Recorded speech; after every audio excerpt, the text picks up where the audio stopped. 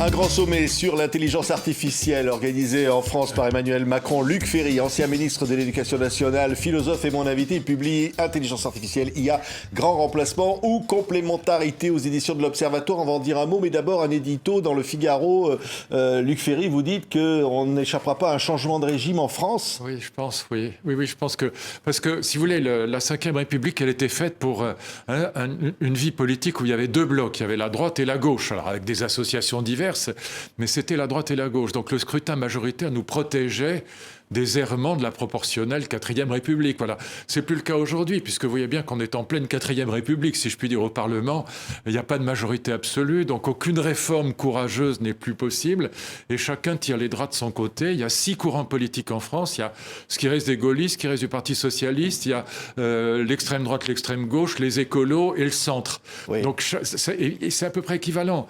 Donc on est là dans l'absence de majorité, aussi bien au Parlement qu'à l'Élysée, parce que, disons les choses franchement, Emmanuel Macron est aujourd'hui rejeté par 80% des Français. Il devrait par exemple démissionner, ça serait ça non, le ça, changement de régime? Je pense que ça n'apporterait rien. Je pense qu'il faut qu'on ait un système, pour moi le modèle allemand est bien meilleur, qui oblige à construire des majorités de telle sorte qu'on puisse faire quelque chose. Pendant 4 mandats, Mme Merkel a eu une majorité, elle représentait 67-70% des Allemands. Macron ne représente même pas 20% des Français. Oui. Donc c'est pas jouable. Dans ce cas, vous pouvez rien faire. Mais là, il y a une cohabitation, on pourrait dire, d'une certaine façon. Non, parce que d'abord, dans cette cohabitation, on parle de bloc central, mais ils peuvent pas s'encadrer.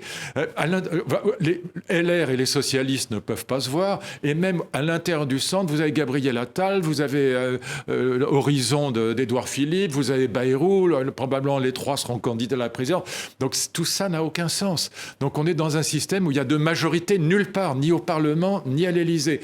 Donc on va avoir pendant 2 ans un immobilisme complet, les entreprises sont à l'arrêt, le chômage remonte, les faillites d'entreprises sont en train, c'est une traînée de poudre, ce qui se passe, on est en plein déclin. Oui, voilà. Oui. Et c'est une évidence, donc il faut qu'on retrouve un système qui permette de construire de vraies majorités, de telle sorte que la politique puisse retrouver la capacité à réformer le pays, ce qui n'est pas le cas aujourd'hui. Mais quand Emmanuel Macron, apparemment, il va annoncer des référendums, il veut faire des référendums. Alors oui, quand on n'a plus rien à faire, on fait du sociétal et des référendums. Sur la fin de vie, sur des sujets comme ça. D'accord, très bien. Le sociétal, la fin de vie, ça ne mange pas de pain. Voilà. En plus, 90% des Français qui ne connaissent pas la loi Leonetti pensent qu'il faut la changer, ce qui, à mon avis, est une erreur. Mais peu importe, ça ne mange pas de pain. Sur l'immigration, par exemple. Ça, mais il faut que... oui, ça... Non, mais référendum sur l'immigration, la droite veut ça. Mais vous croyez vraiment qu'on a besoin de savoir la réponse? On la connaît déjà. 80% des Français sont pour qu'on limite l'immigration, qu'on renvoie les OQTF chez eux, etc. C'est de la blague, tout ça. C'est de la com. On est dans la com, on n'est pas dans l'action. Voilà. Oui, mais est-ce qu'il faut écouter les Français alors? Et comment on peut les écouter? Non, il faut construire des majorités à l'Assemblée, des majorités absolues à l'Assemblée qui soient sérieuses. Et donc, le système allemand l'oblige, le système français l'interdit. Voilà, je suis obligé de vous dire ça. Et même, moi, je préférais le système suisse à la limite parce que on a un président de la République qui est élu au suffrage universel, les habits sont trop grands pour lui. Ça allait du temps du général de Gaulle. Mais là, on a un président de la République qui a un pouvoir mais exorbitant sur des milliers de gens, des dominations, voilà. Tout ça n'a aucun sens aujourd'hui. On a mis un gamin à l'Élysée il y a 7 ans, mais moi j'ai dit, la première chose que j'ai dit, on va le payer cher. Vous voyez à quel point on le paye cher aujourd'hui. La dissolution est absurde. Voilà. Et donc on met à l'Élysée avec un pouvoir exorbitant des gens qui sont, par rapport à de Gaulle, des nains de jardin. Il faut dire les choses. Oui, pardon, mais enfin, c'est pas la peine. Non, mais je ne parle pas la langue de bois, mais c'est la vérité. C'est le gaulliste que vous êtes, revendiqué, qui le dit, ça. Mais évidemment. J'ai toujours été gaulliste. J'ai toujours défendu le scrutin majoritaire. J'ai toujours défendu la Ve République, mais là, elle est morte. Voilà. Et il faut qu'on construise des majorités et qu'on ait à l'Élysée quelqu'un qui soit élu par le Parlement comme en Allemagne et qui soit quelqu'un... De toute façon, ce sera quelqu'un, entre guillemets, un président normal, comme avait dit Hollande. Et donc, les habits du général de Gaulle sont trop grands pour les personnes qui veulent nous guider, nous diriger aujourd'hui. Oui. Et ils le savent bien. Il suffit d'être honnête. Moi, j'ai des amis, j'aime beaucoup Xavier Bertrand, j'aime beaucoup David Lisnard, j'ai des amis comme ça dans la tradition gaulliste. Bon, mais eux-mêmes savent très bien qu'ils ne sont pas le général de Gaulle. Oui, mais ils ambitionnent peut-être pour l'Élysée, David Lisnard. Oui, mais il ferait mieux d'ambitionner pour la France que pour l'Élysée. Oui, mais alors, lorsque vous publiez ce livre, on va en parler, il y a grand remplacement aux complémentarités sur l'intelligence artificielle. On aurait presque envie de se réjouir, Luc Ferry. Enfin, là, il y a un grand sommet sur l'intelligence artificielle. Vous qui dites dans ce livre, à la conclusion, qu'on a pris du retard, que l'Europe ne s'est pas saisie du sujet. Donc, en fait, vous devriez être content, là, il y a un sommet. Non mais écoutez, tous mes amis qui travaillent sur l'intelligence artificielle, moi je suis dans des groupes de chercheurs, je travaille d'abord sur le plan scientifique pour essayer de comprendre ce que c'est que les tokens, les paramètres, les codes sources, etc. Ce que c'est que Transformer, comment ça fonctionne, parce que c'est pas du jus de crâne qu'il nous faut, c'est comprendre comment ça fonctionne. Prenez la question de l'emploi, qui est la question la plus importante. Sam Altman, le patron d'OpenAI, qui a inventé ChatGPT, a déclaré il y a peu de temps qu'on verrait apparaître dans la décennie qui vient des licornes, donc des entreprises valorisées à plus d'1 milliard de dollars, sans aucun salarié humain. Tous seraient remplacés par des IA. Goldman Sachs a fait une étude il y a peu disant que 300 millions d'emplois seraient supprimés. J'ai donné à traduire à 50 pages de mon livre pour un ami de Danine Cohn-Bendit qui est allemand et qui ne parle pas le français. ChatGPT a mis 6 minutes pour traduire les 50 pages. J'ai été traducteur professionnel d'allemand pendant 30 ans. J'ai pas une virgule à changer. Voilà. Donc, on va avoir un impact sur le monde du travail qui sera absolument colossal. Je regarde ce matin le site de l'Élysée. Il y a 5 thèmes de discussion dans les journées de février sur l'IA en France. 80 pays seront représentés. Et je regarde les 5 thèmes, mais je regarde par exemple sur l'emploi. Le mot chômage n'est pas employé. Le mot emploi n'est employé qu'une seule fois. Et je vais vous dire... il faudra, je vous cite la phrase exacte, il faudra mobiliser les outils de l'IA pour lutter contre les discriminations dans l'accès à l'emploi. C'est la seule problématique de cette page sur l'emploi. C'est dingue. C'est à côté de la plaque. Je n'ai jamais rien lu de plus bête depuis que je regarde les tracts ou les textes ou les articles en politique. Voilà, j'ai regardé les autres, mais c'est consternant de bêtises, pardon de vous le dire. Et lui a déclaré il y a très peu de temps qu'ils allaient mettre 56 millions d'euros, millions pas milliards. Oui. Sur l'IA. C'est quoi? C'est rien. Mais c'est rien. C'est autant dire qu'on fait rien. Voilà. Oui. Et donc, j'ai lu avec mes consternations, et mes amis qui travaillent là-dessus, qui sont des chercheurs chez OpenAI, chez Google ou ailleurs, sont pareils. Ils me disent, mais on n'a jamais rien vu d'aussi bête que ces quelques pages consacrées par l'Élysée au sommet de l'IA. C'est que de la régulation, c'est l'intérêt général, c'est l'IA confiance. Par exemple, il y a tout un passage sur la gouvernement mondial de l'IA. Mais on se fout du monde. Imaginez qu'en Occident, et j'en parle évidemment dans mon livre, on fasse ce qu'a demandé un moratoire célèbre, qu'on arrête 6 mois dans l'innovation sur l'IA pour réguler. Et en effet, il y a des problèmes de régulation qui sont très sérieux, notamment les deepfakes, par exemple. Et les jumeaux numériques, c'est très sérieux. Puis la manipulation que peut faire l'IA dans les élections, il y a des sujets sérieux. Mais imaginez qu'on s'arrête, nous, occidentaux, pour des raisons morales. Mais Daesh est très bon en IA. Poutine est très bon en IA, la Chine est excellentissime en IA, elle est en train même de concurrencer les États-Unis, mais ils n'ont pas le même agenda qu'eux. On parle de communauté internationale, mais il n'y a pas de communauté internationale. Donc la première chose à faire si on veut réguler, et c'est même pas dedans, il n'y a même pas un mot là-dessus dans le truc de l'Élysée, ce serait d'interdire absolument les deepfakes, et en tout cas de les signaler obligatoirement.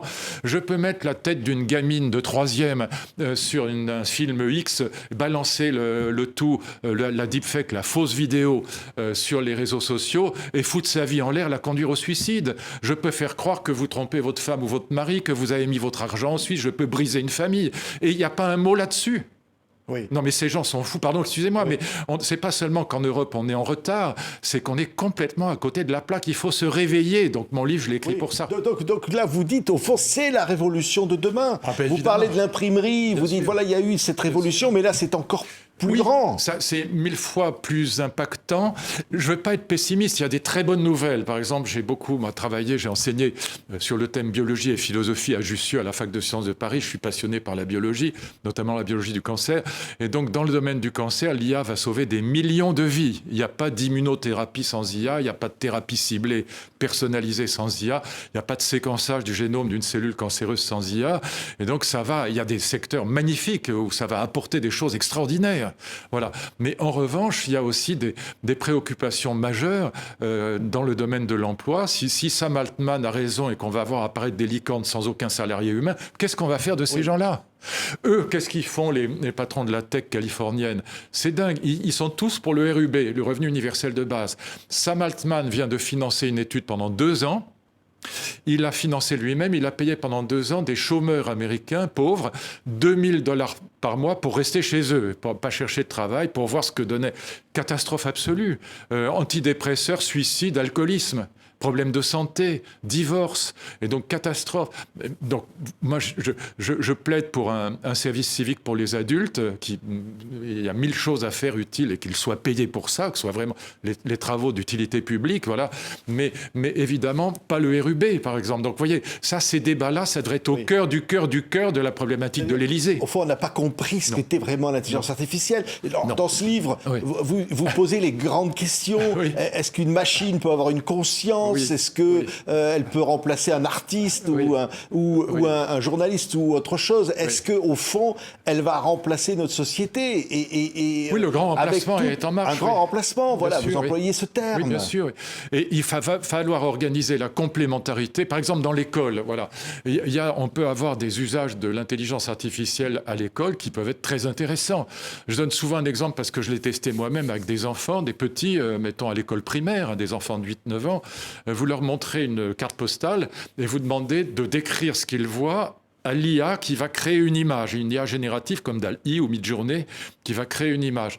Et généralement, l'image ne correspond pas à celle qu'a créée l'IA, ne correspond pas à l'image originelle. Pourquoi ? Parce que le gamin s'exprime mal, il n'a pas employé les bons mots. Voilà, il a dit c'est un arbre alors que c'est un sapin, il a dit c'est un cheval alors que c'est un élan ou que sais-je, peu importe. Il a dit c'est un rat alors que c'est une marmotte, peu importe. Mais du coup, vous l'obligez à décrire vraiment bien, à utiliser les bons mots, à parler bien, à parler les bonnes phrases pour que l'image qui sorte de l'IA soit correcte, soit bonne. Voilà, c'est juste un exercice parmi 1000 autres que je pourrais indiquer de complémentarité entre l'IA et l'humain. Voilà. Mais pour l'instant, on ferme les yeux, on met la tête dans le sable, on ne se réveille pas. Oui, mais au fond, est-ce que l'IA pourrait avoir des émotions ? Non. Est-ce qu'au fond, on a besoin d'émotions aussi pour construire, pour c'est vivre ? La vraie différence. Et l'IA aussi peut, et vous le dites d'ailleurs dans ce livre, peut se tromper, mais à l'image des erreurs humaines, c'est-à-dire à l'image des programmateurs. Les erreurs humaines. Alors, j'ai ce débat avec mes amis scientifiques, un débat qui est très vif. Eux pensent, parce qu'ils sont matérialistes, qu'on arrivera un jour à ce qu'on appelle l'IA forte, c'est-à-dire une post-humanité, c'est-à-dire des machines qui auront la conscience de soi et des émotions, donc des affects, comme dans le film Her, on imagine que ça pourrait se passer. Voilà. Pourquoi ils pensent ça ? Parce qu'ils sont matérialistes sur le plan philosophique. Donc ils me disent toujours, mais qu'est-ce que tu crois que t'es d'autre qu'une machine ? Voilà. Tes connexions neurales, c'est de l'électricité et de la viande, donc c'est de la matière, c'est du physique. Bon. Et donc, en fait, ce qu'ils oublient, à mes yeux, mais c'est un débat que j'ouvre dans le livre, enfin, je donne les arguments toujours des uns et des autres dans le livre, mais moi, je leur dis que la différence entre l'humain et l'IA, ChatGPT est des millions de fois plus cultivé que moi. Je ne suis pas totalement inculte, mais il est des millions de fois, parce qu'il a toutes les bibliothèques du monde dans la tête, par exemple. Bon. Il a des milliards de données, d'œuvres d'art, etc. dans la tête. Bon. Et en plus, des algorithmes pour utiliser ses connaissances. Mais la seule chose qui lui manque par rapport à nous, c'est le choix des valeurs. Il est aligné, c'est le mot technique, toutes ces IA génératives sont alignées sur des codes éthiques, donc sur des visions du monde moral, mais qui leur sont données par les programmateurs. Par exemple, ces IA californiennes, elles sont démocrates californiennes, elles sont wokistes. Elles restent humaines quelque part. Elles imitent l'humain parfaitement. Oui. Elles imitent l'humain parfaitement. Mais vous pourriez faire des IA nazies ou staliniennes, libérales, communistes, kantiennes, platoniciennes, spinozistes, ce que vous voulez. Ça, ce sont les programmateurs qui leur donnent les valeurs. Tandis que vous ou moi, on choisit nos valeurs. Oui. Donc vous demandez à ChatGPT, est-ce qu'il faut voter à droite ou à gauche ? Il dit, ça dépend de vos valeurs. Si vous aimez l'égalité, votez plutôt à gauche. Si vous aimez la liberté, votez plutôt à droite. Ou des banalités comme ça. Mais lui-même ne peut pas choisir. Si vous lui demandez est-ce que vous préférez Schubert ou Bach ou Boulez, il ne peut pas vous répondre. Il dit ça dépend de vos valeurs. Donc l'IA ne va pas nous révéler des vérités absolues Et y compris d'ailleurs devenir quelque part un danger aussi, de dire voilà, il y a quelque chose dans l'IA qui serait scientifique, qui devrait nous dire comment il faut penser, comment il faut agir, et on devrait obéir. Non, c'est pas ça. Elle va vous dire la vérité sur beaucoup de choses parce qu'elle fait beaucoup moins d'erreurs qu'au début. Mais je vais vous donner un exemple qui est, je crois, très clair et très simple. L'IA peut vous dire à coup sûr que fumer, ça donne le cancer. Est-ce qu'elle peut vous dire pour autant qu'il faut arrêter de fumer ou pas? Elle peut pas, parce que ça dépend de vos valeurs. Vous pouvez très bien préférer une vie courte et bonne et vous dire je m'en fous de mourir du cancer, ça m'est égal, je ne vais pas passer ma vie à m'embêter, je veux boire et fumer, mais l'IA vous dira pas que c'est mal ou bien, elle vous dira, si vous faites ça, vous aurez le cancer, ça c'est sûr. Voilà, vous avez 9 chances sur 10 d'avoir le cancer si vous mélangez l'alcool et le tabac, c'est certain. Mais elle ne peut pas vous dire, ça dépend de votre vision du monde, de vos valeurs, de vos choix de vie, est-ce qu'il faut arrêter ou pas? Oui. Voyez. Donc c'est ça la différence entre l'IA et l'humain. Mais quand vous dites post-humanité, je pourrais dire aussi supra-humanité. Oui. Est-ce qu'au fond, l'IA va nous rendre immortels? Vous posez la question dans le bouquin. Oh, c'est pas moi qui la pose. Le titre du dernier livre de mon ami Laurent Alexandre, c'est ChatGPT va nous rendre immortels. Voilà. Oui. Alors il y a 2 moyens d'aller vers. Alors nous en France, on rigole parce qu'on pense les Américains. Non, eux ils sont totalement sérieux là-dessus. Les patrons de la tech aux États-Unis, ils visent l'immortalité. Alors il y a 2 moyens d'y arriver. Il y a Sam Altman, par exemple, a déclaré que quand il allait mourir, il voulait que son intelligence, son identité, soit téléchargée dans la noosphère de l'IA, c'est-à-dire dans la toile de l'IA, si vous voulez. Et donc, qu'est-ce qu'ils pensent, ces gens-là? Ils pensent, c'est ça l'idée que développe notamment Laurent Alexandre ou Sam Altman ou Guillaume Verdon, par exemple, qui est un des patrons de cette affaire aux États-Unis, qui est un Canadien, mais un physicien canadien. Voilà ce qu'il dit, c'est qu'on peut fabriquer des jumeaux numériques de n'importe qui, on peut fabriquer un double de vous-même qui sera parfait et qui, lui, pourra être téléchargé dans la noosphère de l'IA, c'est-à-dire, si vous voulez, l'équivalent un peu de la toile d'Internet. Bon, mais ce serait une toile uniquement de l'IA. Et c'est un peu comme chez Spinoza. Spinoza, il a une phrase dans l'éthique... Vous citez beaucoup Spinoza. Oui, parce que je ne l'aime pas du tout, mais il a une phrase qui est très parlante. Il dit, voilà, nous sentons et nous expérimentons que nous sommes éternels. On va mourir, ça c'est sûr, le corps va mourir. Mais ce que je pense, Spinoza, c'est que malgré tout, notre identité, ce qu'il appelle un degré de puissance, elle fait partie de l'entendement divin. Ben, c'est exactement cette idée-là que développent les patrons de la tech. Ils pensent que, au fond, notre identité, quand Sam Altman dit « on téléchargera mon cerveau dans la noosphère », notre identité, alors on va mourir, ça c'est sûr, mais notre identité personnelle, si on la télécharge dans un jumeau numérique, elle pourra s'inscrire dans, non pas l'entendement divin, mais c'est l'équivalent, dans la noosphère de l'IA. Non mais ça, on est dans des... Non mais là, on est en plein délire. Voilà. En plein délire. Alors, on imagine que nos propres souvenirs vont être rangés quelque part éternellement. Bien sûr. Et c'est pour ça qu'il y a des gens qui fabriquent déjà des jumeaux numériques en interviewant les gens. Par exemple, on vous interviewe, on va vous demander de raconter tout ce que vous savez de votre histoire, de vous-même. On va aller voir vos amis, vos parents, vos frères et sœurs pour demander ce qu'ils pensent de vous, ce qu'ils peuvent dire de vous. On va fabriquer un jumeau numérique qui, dans une visioconférence, sera parfait. On ne pourra pas le distinguer de vous dans une visio. Hein, et après, ce jumeau numérique pourra continuer à vivre éternellement, enfin à vivre, à exister, je ne sais pas comment dire. Voilà. Mais ils y croient vraiment, c'est pas une blague. Et c'est tout à fait sérieux. Encore une fois, Sam Altman n'est pas un con, c'est pas un clown.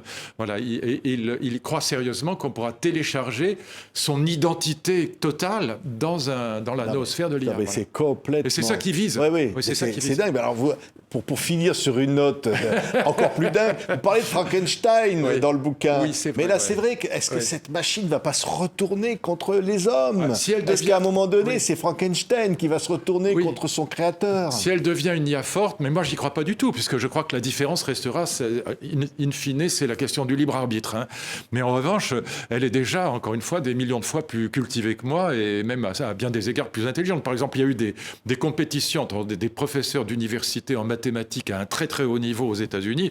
Elle est au même niveau où elle les pulvérise. Les médecins sont pulvérisés aujourd'hui. Je sais que quand je dis ça, tous les médecins qui m'écoutent, il y en a qui vont aller. Lisez le livre du professeur Bibot. qui est cancérologue à Pompidou, et lui-même, il sait de quoi il parle, il dit que son métier est déjà en très grande partie. En tout cas, en diagnostic, c'est complètement carbonisé. Oui. Voilà. Et donc, parce que c'est pas par miracle, c'est qu'il y a une base de données et des algorithmes qui sont bien supérieurs à notre cerveau. Voilà. Mais vous disiez donc, oui, il va y avoir du dégât, oui. Mais non, mais vous disiez tout à l'heure, vous parliez du président de la République en disant c'est un nain, le lobby est trop grand. On dirait un jour, on va être dirigé par une intelligence artificielle à l'Élysée. Non, parce qu'elle n'a pas de valeur. Non, elle n'a pas de valeur. Nous dire ce qu'il vaut mieux faire ou pas faire. Non, parce qu'elle n'a pas de valeur, je vous le redis. Elle n'a les valeurs que celles des programmateurs. Voyez. Et donc oui, c'est vrai aujourd'hui, on est tous par rapport à Louis XIV ou à De Gaulle ou à Churchill ou à Clémenceau, on est tous des petits êtres aujourd'hui. On est des êtres normaux, voilà. Bon. Et donc c'est vrai que la Ve République, elle était faite pour un génie comme De Gaulle. Voilà. Même Mitterrand. Moi, j'aimais pas Mitterrand. Je suis pas de gauche, mais peu importe. Voilà. Ça a rien à voir avec Olivier Faure. Voilà. Il faut adapter le système politique, encore une fois, à l'état de normalité des politiques d'aujourd'hui. C'est pas les insulter que de dire ça. C'est la vérité, simplement. Merci. Merci, Luc Ferry. Voilà, ça s'appelle IA, un grand remplacement ou complémentarité aux éditions de l'Observatoire. Ça décoiffe et c'est passionnant. Il faut se réveiller. Merci beaucoup d'avoir été avec nous. Merci infiniment.